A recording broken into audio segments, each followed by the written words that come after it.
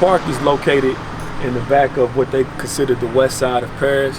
It's located right next to a city dump, which is not really the best idea place for a park. You know, the Paris City Police even go out there and they have a firing range out there. So imagine playing basketball, you know, with gunshots being, you know, in the background. I grew up with that my whole life. But right here is the portrait of Chief Reed Park. It's not completely done, but it's definitely a great depiction of what he looks like and you know, who he was as a man. He had strong features. He was a very great pillar of the community, man. He demanded the respect of the youth, and he always had the best interests of the youth in mind. He had a youth center that he ran a couple blocks from here, and that was one of the main reasons why we wanted to honor him by putting him up on the wall. A coach at a black high school called Western High, he coached basketball and football. He actually won a national championship for the basketball team. He was the first black councilman in the 70s for Paris as a city. So, you know, it's just some of the things that he's done in this community, and his works, they live on to this day. The stuff that we do is in the spirit of Chief Reed. All right, the Voice Movement is a nonprofit organization we created to service the youth and just the whole community as a whole.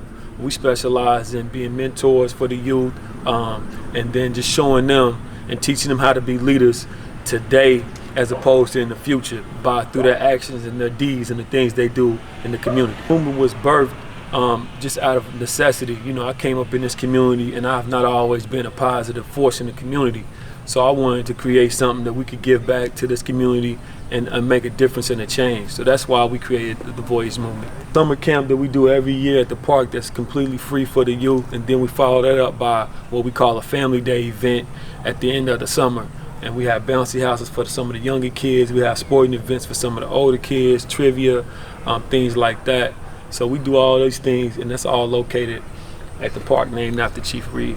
The idea of the Daylily Farm came from primarily my past experience having worked on community farming operations in other towns that I've lived in. I've seen the benefits that have been brought to communities as doing community gardening.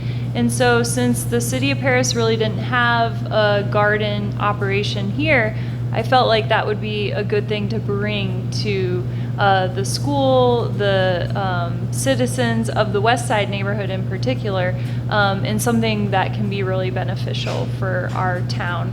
Benefits are really, there's both tangible and intangible benefits. The tangible is that you get your hands in the dirt.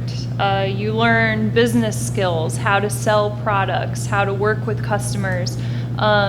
You are able to raise money for different things that you might want or need. So in the instance of the Daylily Farm, the funds will go back toward the Paris Independent FFA program to raise money potentially for a greenhouse or other things that the program wants and needs.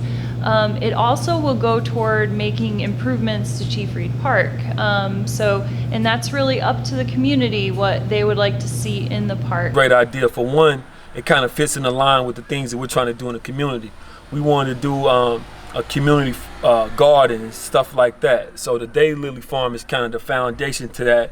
It teaches our kids how to, it just teaches our kids agriculture in a minimum way.